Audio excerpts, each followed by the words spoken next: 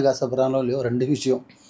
1 புடவை, 2வது நகை, 3வது கணவன். தன் கணவன் தன் கைக்குள்ளே இருக்கணும் அப்படின்ற ஆசை எல்லா சராசரி பெண்மணிக்கும் வரும்.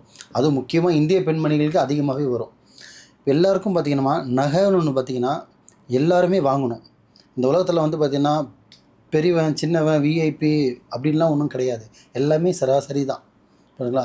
பதவி தான் உயர்ந்திருக்கு தவிர என்ன சொல்கிறது, மனுஷன்றது இறைவன் படைச்சது ஒன்று தான். ஸோ நகை வந்து வாங்கிறதுக்கு உகந்த நாள் பார்த்திங்கன்னா எல்லாமே இறைவன் படைத்த நாள் தான்.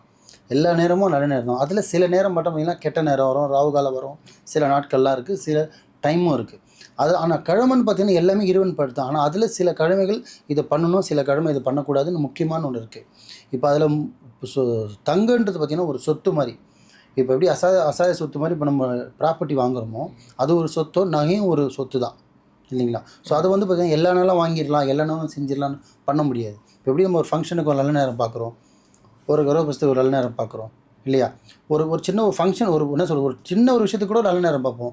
வீட்டை விட்டு கிளம்புறதுக்கு சில பேர் டைம் பார்ப்பாங்க இல்லைங்களா? ஒரு நல்ல எதோ ஒரு வாங்கணும் டைம் பார்ப்போம். அப்போ அவ்வளோ பார்க்கும்போது நகைன்றது ஒரு சொத்து.